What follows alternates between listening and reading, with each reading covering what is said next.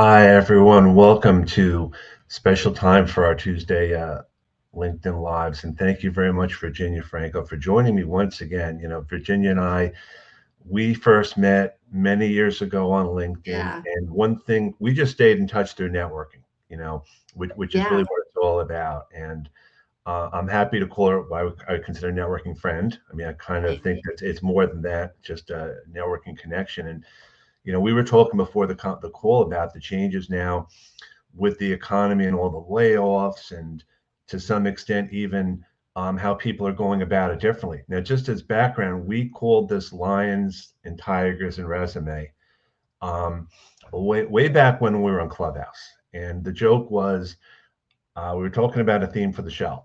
And I thought Wizard of Oz, Lions and Tigers and Resumes, oh my. It just sounded like a very catchy thing because we yes, figured we because were we talking couldn't think about of it. anything. We were No, we couldn't think struggling. of anything, and Yeah. so I'm not a marketing person per se, but it just seemed like a wonderful thing. So, Virginia, myself, and Claire Davis, we had this conversation on Clubhouse. We've had it here once. Claire couldn't make it today, but hopefully she will join us again soon. I see already we have Dan Roth here, and yes, Yeah. you do No, have to I'm make going me to a keep it custom. PG. So what's the double finger mean So anyway? Dan Roth at on Friday's live stream with Sonal Ball. I was talking. He was answering a question about his thoughts on age discrimination. I want to say, and he Uh-huh. gave the double finger in this, and then we screenshotted it, and I've got it meme ready to go whenever he's ready. So So what do I you? won't do that though. Oh, no. Okay. So what do you find are some of the challenges now? You mentioned, you had started doing this in 2008, started your business then. I've kind of started what I did after the pandemic started. Mhm. So do you see any similarities between then and now, or is it kind of the same thing? Well, yeah, I mean, certainly the last few years of the pandemic reminds me of what I saw when I've written resumes since the 20th century, but I got really into it in '08 when everything exploded with the financial crisis. But I saw people pivoting out of necessity and people saying, you know what, things really suck, so let me figure out what it is that I love and what works with me. So just a lot of soul searching. Mhm. Um, But I also, in terms of the job seekers that were coming to me, I was seeing a lot of people preparing in case they lost their jobs and or saying, I have lost my job. I know what I love to do and what I want to do, but I'm going to have to settle because I've got some bills to pay. Um, and with layoffs that are happening, I do feel, right now it's very tech heavy. So Mhm. I'm not seeing industry wide, but I'm curious to see if that mentality prevails or if hopefully this is more of a softer recession than what we had in '08. I think '08 was one for the books. So I'm hoping it does not happen to that extent. I hope everyone here who's on the call will just sign in and let us know where you're calling from if you have any other questions. This is the way I kind of see it. I remember 1999, 2000, there was the whole internet bubble. Everything was really going crazy with the internet. Then all of a sudden, all heck broke loose. And, um, then coupling that with 9/11, things that took a while to rebound. And the people that are reaching out to me now are people that don't necessarily they really didn't see it coming, and a lot of them just went to startups. And I think this is a more of a startup type layoff top heavy thing. And when I look at their resumes, the first thing I say to myself is, what do you want to do?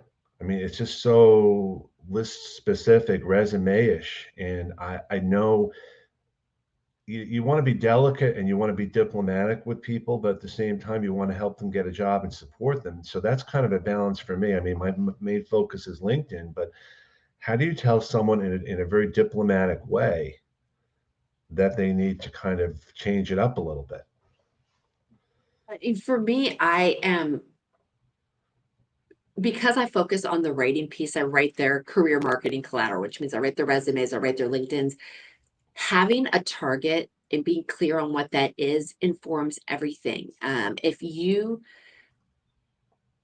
If your documents leave people questioning what it is you can do and how you can add value, Hmm. if no, sorry, let me back up. Nobody is going to spend the time combing through your resume to try to figure it out. So you've got to spell it out for them. And so I'm really clear on, if you don't have a target, it will show. And you have got to make sure that what you present about yourself resonates with people that are hiring, who are looking at hundreds of candidates like you. And they appreciate it being crystal clear, and that and that the dots are connected. So while I don't do this, I have a roster of people that I send them to, where to help them figure out what they like, sort of what is at that intersection of what they like to do, what they're good at, and then what they can make money doing, because it needs to be sort of Right. all three. I think there's a sense also that people have a hard time talking about themselves and putting themselves out there, especially on LinkedIn. You're marketing yourself and you're a salesperson. And I'll have a conversation with them, kind of like you and I are having a conversation. And I'm like, why isn't this on your LinkedIn profile? What good is it Yeah, just to tell that a lot. me instead of everyone else? Yeah, no, absolutely. And it's really hard to write about yourself, especially once you have been, and speak about yourself, especially if you have been out in the workforce for a while, and your career story is, up and downish, Mhm. nonlinear. So talking to somebody else and having them hear your story can really it can be beneficial to help you um, include stuff that you've missed, because you're too close to it otherwise.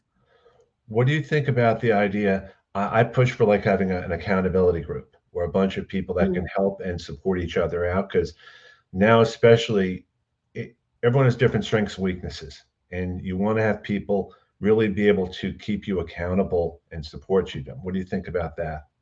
Yeah, I mean, job search is hard. It can be really lonely. And what has been great about the pandemic is the rise in virtual job search support groups, like what you offer, Kenneth. And if you're not a group person, having one person that can pick you up when you're down, celebrate with you when things are going well, and keep you doing what you say you're going to do. I had an accountability partner when I was, launching my business. We spoke monthly for years, and I counted on her to say, well, what about the thing you said you were going to do? And it's, it's like having a mom that bosses you around. I think it's great. Well, I think it's also, like you said, it's such an alone thing to go and job search.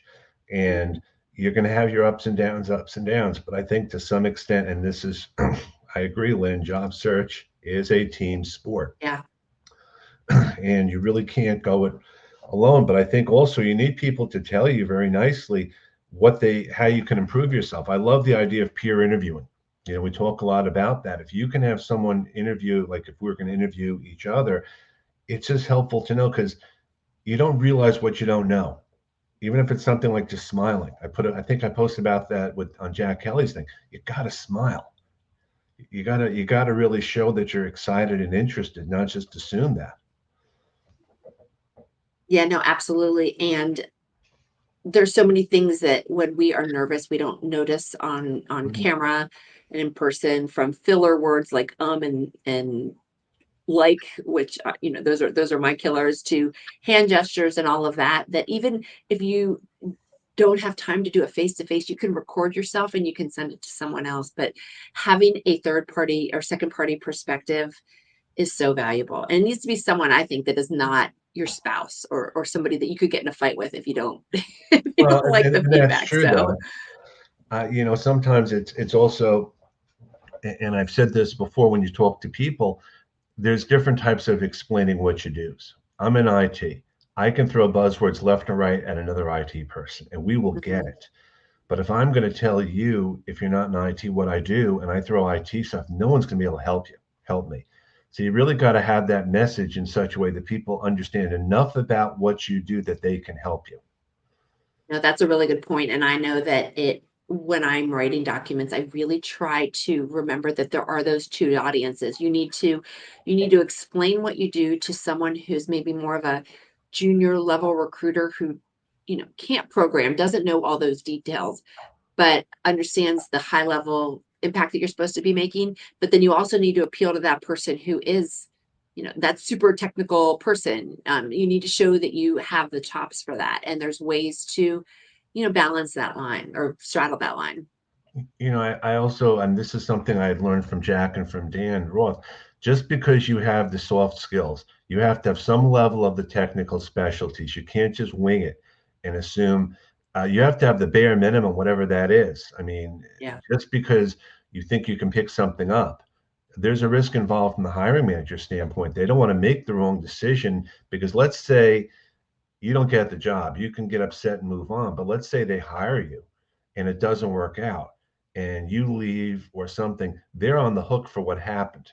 So sometimes I think to some extent they may be overly cautious, but it's just something to think about. They don't want to make the wrong decision because of how it impacts the company. And recruiters are caught between a rock and a hard place, I think, many times when it comes to that.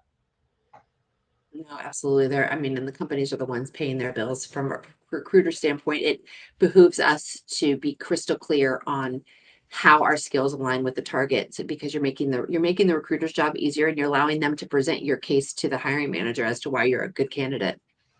But it So does make for career changers that it's an added challenge. yeah, I agree. So, what are some of the main things that you see in terms of, I don't want to say mistakes, but things that people do on resumes that they probably shouldn't, or or maybe it's advice that they've gotten over the years that maybe isn't relevant anymore? So the couple things that I see that are missing. A lot of times people skip having two sections that I think are really valuable when well written. I'll back up by saying, and I said this before, that reading a resume and really LinkedIn profiles it's sort of the same way we read the news when we're in a rush. So thinking about how you get your news, whether it's on Twitter or a news site, you look at headlines. And if the headline grabs you, you read that first paragraph to tell you what the story is going to be about and hook you to want to read more. Those two sections in resumes and LinkedIn can do the same thing. So by skipping a headline that says, I'm a financial services, IT project manager, or I'm a chef or an astronaut, that then by not having it, you're forcing the reader to sort of jump down and try to figure it out.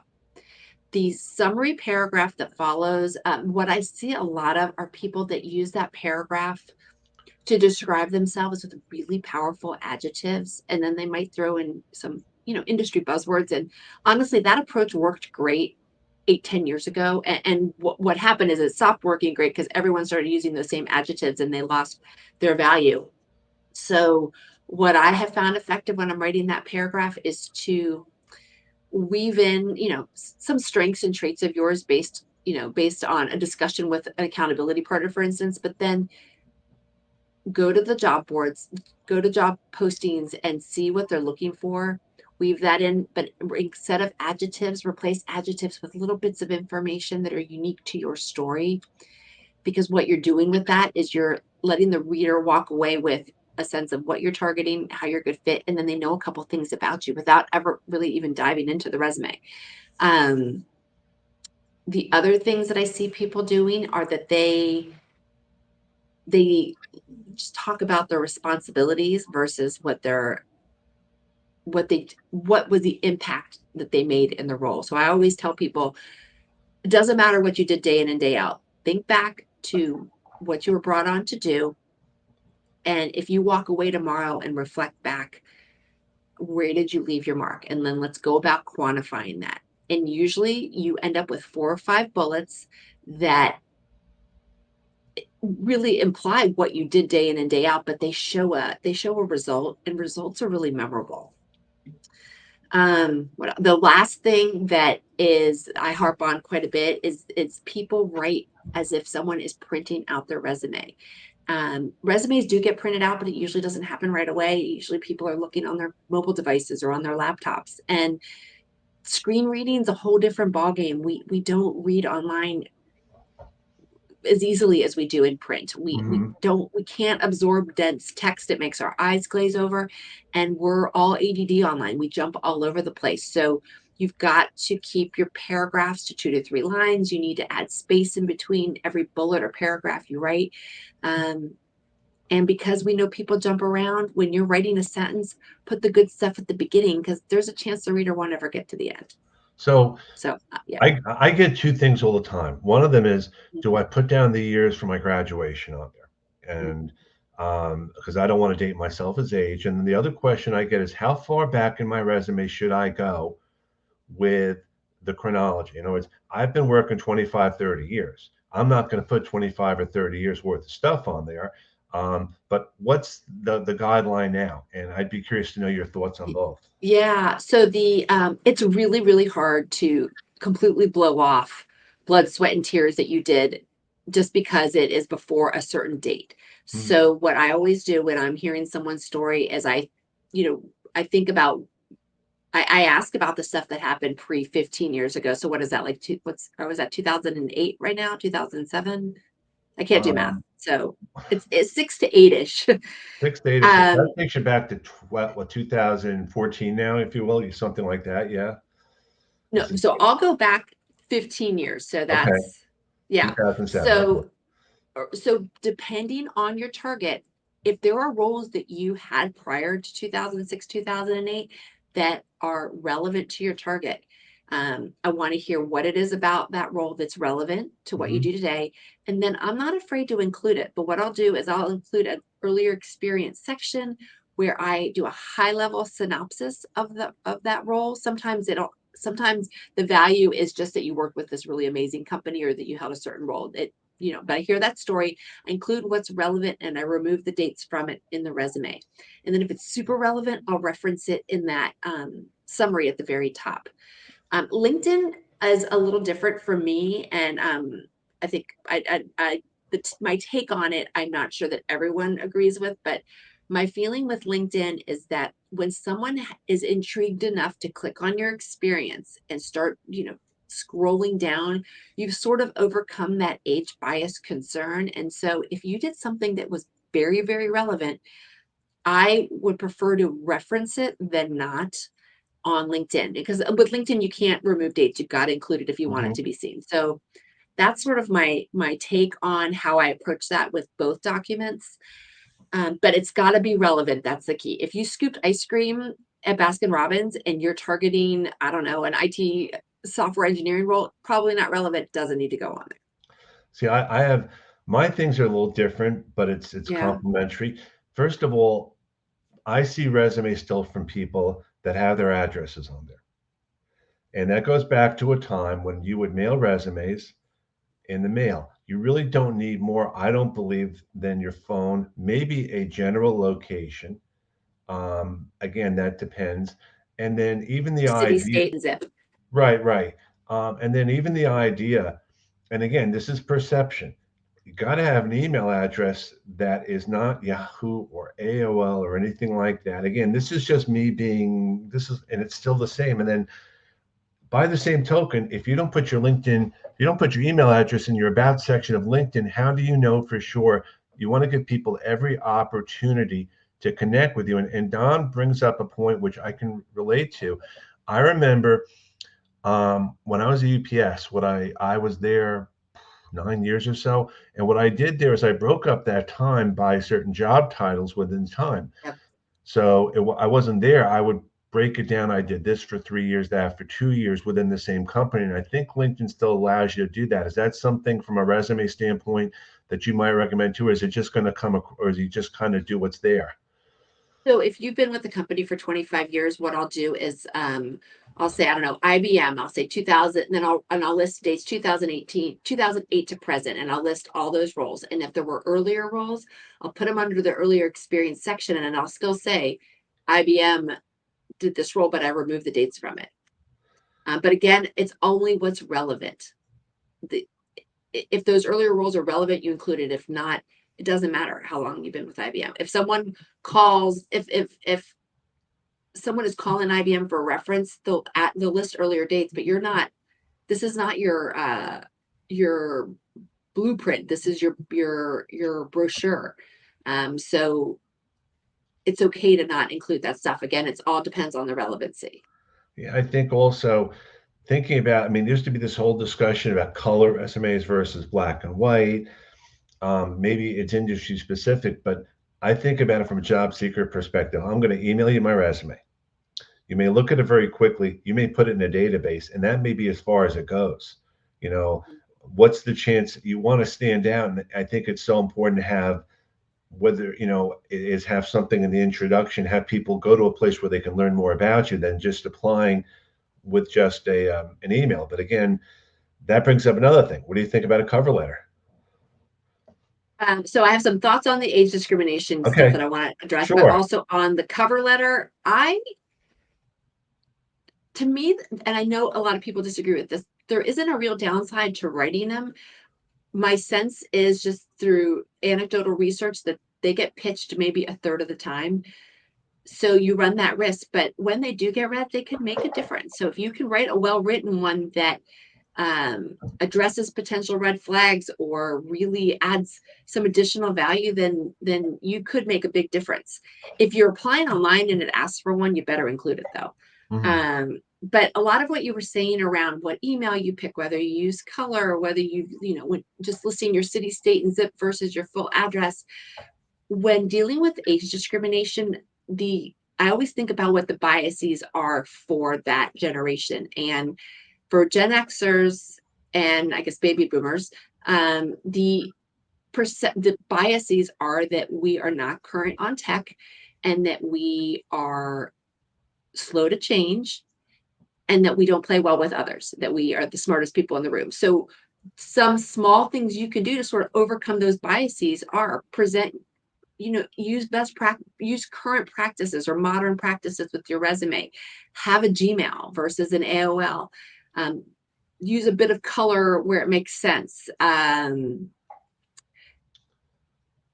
In terms of addressing the thought that we don't play well with others, you use words like collaborate and partner and show that in your resume. um, if you're current on certain technology that's really relevant to your job, you list it. So it's all about those biases. If someone is a Gen Zer, there's a whole nother set of biases. And so you write to overcome those. So I'm going to post a few questions here that are comments. Sam Cohn, the Twitter handle is a valuable way to communicate. Any thoughts about Twitter in terms of reaching out to recruiters or companies? I told Kenneth before we jumped on that my son is looking, and he's in a space where there's a ton of people that are on Twitter. He's into that Web 3.0, blah, blah, blah, that I don't always understand, but he's actually networking through Twitter. So if your people are on there, then yeah, use it as an opportunity. But if you're going to put your Twitter handle on your LinkedIn or your resume, make sure that what you're posting aligns with your brand and that it's current. I see so many people included on LinkedIn and then they haven't posted a thing since 2016, or it's all about something that has really nothing to do with their job targets. So Nigel Willis, does only including relevant experience ever create timeline gaps? Not if it's before 2008, because we've removed the dates and it doesn't, then you don't know when it happens. There is no issue around gaps. And I don't know who this person is because I guess they have their it says a manager once said to me, I may not read the cover letter, but I go for the applications that have a cover letter first. And I think Interesting. Yeah.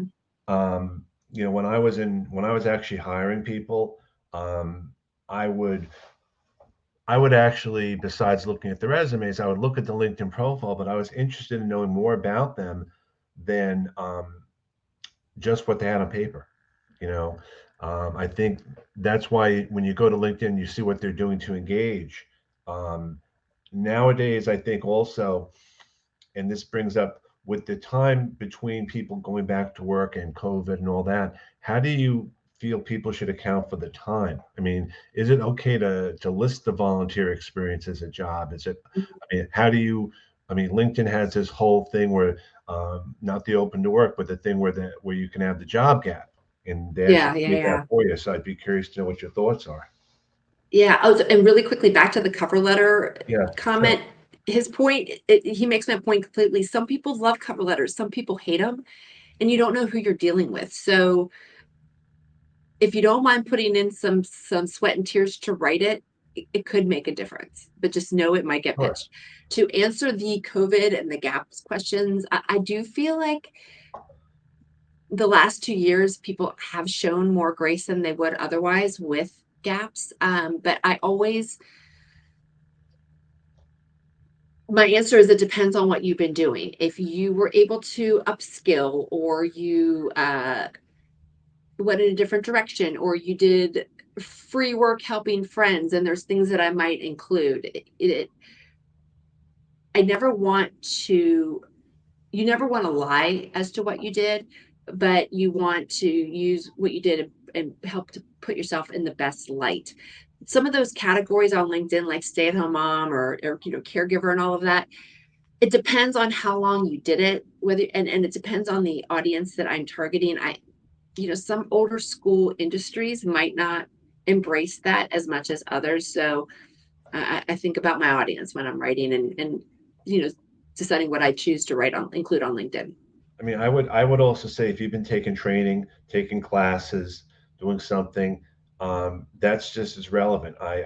One of the things I was just thinking about that on your resume. We talk about our education for sure. What would you think about a separate section or a subsection about learnings or training as listed on the resume too, or is that something that would all be considered under education? Well, no, because LinkedIn has a certification section as well, but it shows the education section is more prominent on LinkedIn. So if there is an educate some a certification that you did that's really relevant to your job target, then I would include it in your education. So if you're targeting like a brand marketing role, and you are certified in, Google Analytics and all those, all that stuff, then Right. that's pretty relevant. So I would include it. I was thinking about a client during the pandemic that was off for about a year, but he decided to use the time to get his PMP, and he'd been a project manager forever, but he was finally getting the certification. Mhm. I created a job for him on LinkedIn, and I called him a PMP candidate. And then I talked about how he used the time during COVID to up his skills, and showed where he was, and just talked a little bit about what he'd done during the pandemic. So that's an example of showing the gap. Right. But I wrote a title that the job title that I created, it was also keyword searchable. I knew that PMP was Right. something that people would search under on LinkedIn. And this is the same thing too. If you have certificates from Google, Facebook, or HubSpot, definitely include them. Would you consider adding those on a resume though as well? Um, Depends on like your target. like for example, like you could have an area, call it training and things, and if it's relevant to your job, put it on there because again, they only know what they know, and that's probably more Yeah, relevant. I've taken a bunch of courses in resume writing best practices that aren't a certification, but they're listed in my education because they're relevant to what I want people to find me for. So this is Dr. Scott Dell. I don't. He teaches, I believe, in South Carolina, and any thoughts to having multiple resumes, one for distribution, one to go for the ATS for the same type of position? That's a whole discussion about how many resumes we need and for what. Yeah, so I like to write one document that's designed for people and for the ATS. There's a big misnomer that ATS will kick your resume out, and that's not the case. But what it can do is sometimes, depending on the system, it might not give you proper credit for things. So there are, and I could find the blog and I can share it with you, kind of to Sure. to share. But there's ways that you can write one that works for both. I think that the Mr. Lynn Williams knows ATS is back. Yeah, But I would whatever Lynn say says. the ATS is a system, and it's really up to how it's being programmed and used by the company. And Well, every yeah, it's a company. filing system. You're Exactly. right. So, I mean, ideally, sometimes you have to apply online, but that's not how you're going to get most of your jobs. It's going to be through networking and engaging, for sure. And I think what we're talking about is very general, but I mean, and there's That's very right. specific things for sure. That's right. But a lot of recruiters, I mean, there's a lot of recruiters on Twitter that are very passionate about this. And then they also share their thoughts on LinkedIn. Just because they use ATS to file their stuff doesn't mean that they don't go in and personally review the resumes. So that's why I like to write one document that the ATS will score and parse correctly, but the human being behind the machine will look at and be able to read it clearly. And I know one thing we talked about right before the call is now that all these companies are laying off people have no problem sharing that they're looking for an opportunity or Yeah. job there and self-promoting, which is something that I was told not to do a while ago, or maybe it was just not done. I don't think there's anything wrong with that for sure. But I To think me, that's a silver lining of social media that I have not been laid off before because I went on my own in 2008, so I haven't had the chance to be fired in a while. But my husband was lost his job during the recession, and he talked about it amongst his network, but you didn't put it out for beyond that. And so the chance to reach audiences is much greater.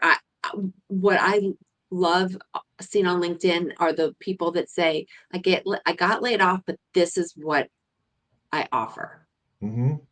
Um, because the more clear you are on what kind of roles you're a good fit for, the more people can run off and try to help you. Absolutely. And I think there's a bunch of resources out there. We've all tried to put them together. Um, Networking events, very important to go to them. And in the beginning, you may go with a different mindset than later on. But I would just say, think about how often you go out and how you do your job search, because there's a lot of misnomers out there. Some weeks you're going to be doing a lot more than other weeks, and it may be a different type of schedule as to what you're doing in terms of job search or resume or whatever. It's not like it's not like an 40-hour week job per se. You may do different things on Yeah. different days. So it's my husband has landed 2 jobs since the pandemic, and he hates the big group networking. It gives him hives. So what he has done is he will come up with 5 people that he feels like could help him spread the word powerfully. And every time he would have conversations with them, but every time he finished up a conversation, he would say, what are names of 3 other people that you think I should speak with? And those conversations enabled him to not have to get into a big room and have discussions. And, he really couldn't during the pandemic, but even if he could, he didn't like them. And knock on wood, they have worked. He has landed more quickly each and every time. So, um, what if I don't have anything special to write about my resume? And everyone has something special to write about, I think. But I've been doing an administrative job for more than 10 years and need to find a job again. I would, as a starting point, There's think what are the accomplishments or achievements there's that always something special. I don't know if you're an executive assistant, but you said administrative, and that's what came to mind. Um, Executive assistants manage super confidential topics, and they help to advance their executive strategy. And so think about the part you played in a company's growth by helping the person that you work for to advance. Maybe you made a process take less time. Um, Maybe you made people much happier that otherwise would have quit. Maybe before you got there, tons of people were jumping ship and now they've stayed put. So think about what things were like when you started and what things are like now, and how you've improved or stopped them from getting worse or things like that. And that's where the special stuff comes I in. would also ask some of your friends and family for some, because what you may think isn't special, they're going to point out to you from things over the years. I think sometimes we kind of shrug off what we've done as not being a big deal because we're working and it's just going through what we do. So I think sometimes that would be helpful too. I think for sure. Yeah. That everyone has a role to play in a bigger picture, and recognizing what that is valuable. So part of this, and you alluded to it before with your husband, I am an introvert. I used to hate going to sessions with 60 or 70 people and having to put my tell me about yourself or hi, how are you? I'd be that that person at the fly on the wall that just wants to get out of there. So, for people that are just getting started doing networking, whether it's a one-on-one conversation or something like this, are there any suggestions you kind of have to help them kind of get back in the swing of things? So I shared the advice to avoid big crowds altogether, but oh my gosh, now I'm spacing on his name. It'll come to me. But Greg Roche, Okay. he speaks quite a bit on the topic of networking. And a piece of advice that he shared with me that I loved was, if you're in a room, look for groups of 3 and join those, because greater than 3, then it's really hard to find your voice, and less than 3, you might be interrupting some sort of a confidential conversation. And so when he said 3 is that perfect number, it's not too intimidating, and it is an easy way to get it in. So that, um, plagiarizing his advice. That's what I'm sharing. I remember the first time I went, I took a friend with me, someone I knew, Mhm.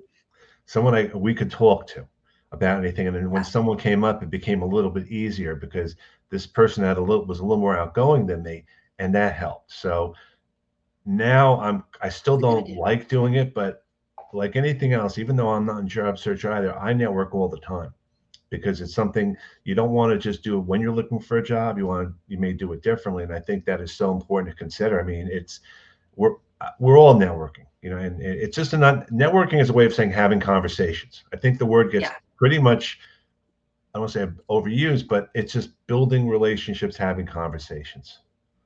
And what's great about platforms like LinkedIn is you can start a conversation through DMs or through posts, and then it can help catapult into a real conversation on the phone or on Zoom or in person. So to me, it's a great way to test, great place to test the waters.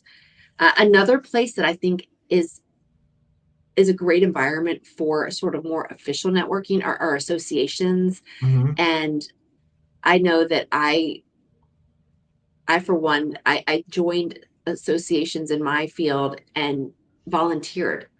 That way at networking events, I had something that kept me busy in case I couldn't find someone to speak with. And it helped give me some confidence when I was in those environments. I know when I was out in 2008, I actually joined the Chamber of Commerce. It was not a lot of money to join, and I joined as myself as a small business owner, even though I really technically wasn't. But again, they didn't have to know that, and I just was on committees and just built relationships, and it got me out of my introverted shell for the first time because I was talking to people and I had built a relationship with them, and we could have conversations. So it's so important to get out there and just and if you're going through job loss, you're going to have your ups and downs, up and down days. It's not all wine and roses, but it's just recognizing that that you're going to have those challenges from time to time.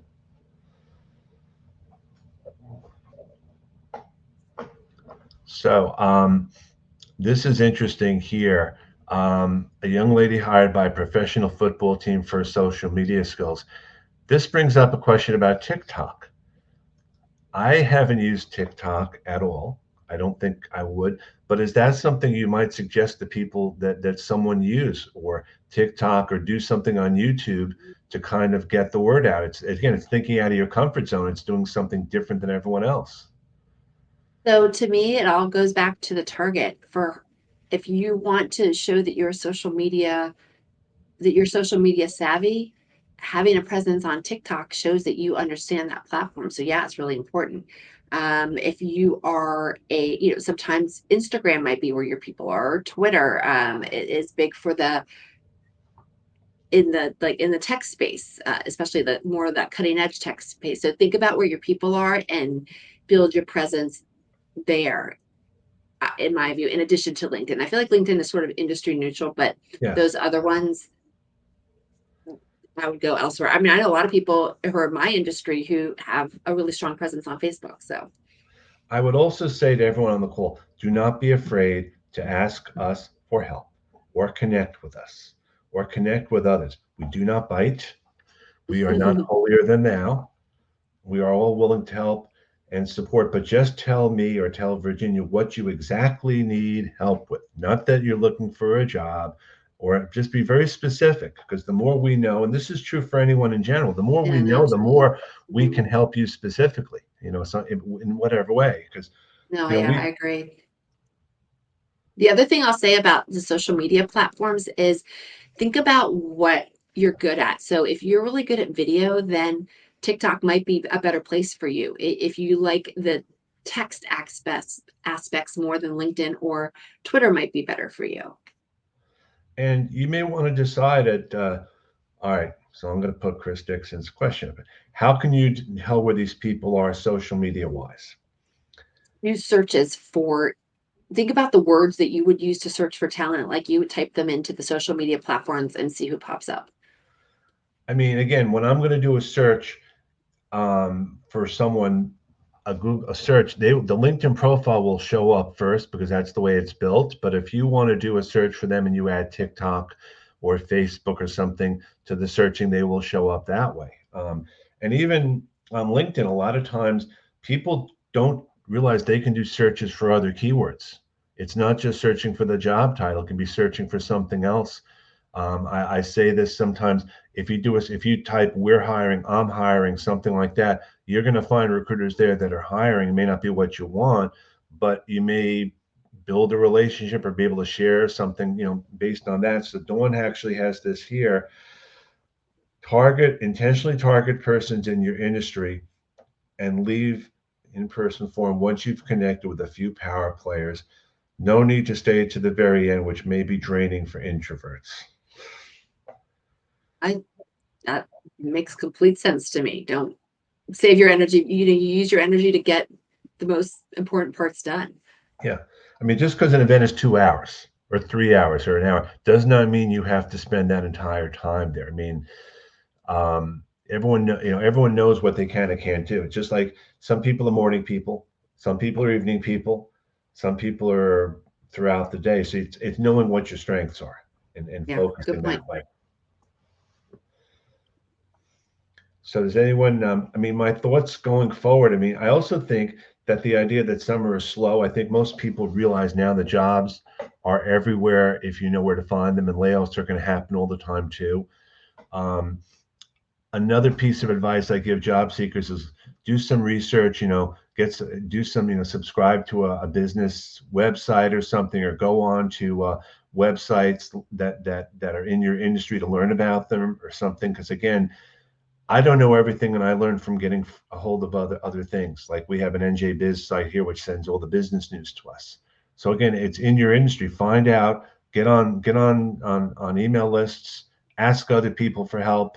Just balance it. Being on the computer 40 hours a day is not the answer, for No, sure. exactly. And people are, to me, conversations yield the best intel that you might not get by reading. Because you could talk to people that left companies, people that transition into certain roles, and you can get some juicy scoop that maybe they wouldn't be willing to publish elsewhere. And from a LinkedIn standpoint, yes, personalize the connection request, so important. But after the connection request, follow up. Thanks for connecting. Continue the conversation. So important. And then from a job seeker perspective, what are your thoughts if someone gets rejected for a job, about following up with them, thanking them for the opportunity, making sure that you're still front of mind for them? I mean, do you think that's a good I mean, practice? I think it's a great practice to always leave on a super professional note. Tell them that you're really sorry that didn't work, that you were really impressed with what you saw. Uh, we've all heard anecdotally stories of people where the first choice fell through and then they went back to you, or a new opportunity came up. But that leaving with that level of professionalism, it leaves a really good taste in someone's mouth, and they're more likely to remember you going forward. You've Even if you didn't get the job, hopefully you forged a new relationship or a new connection that will carry you no matter where you go or where that person goes. One thing I want to end with, one thing, make sure even though you're in job search, give yourself time off. It's okay to take a vacation. It's okay to take a day off, to kind of regroup.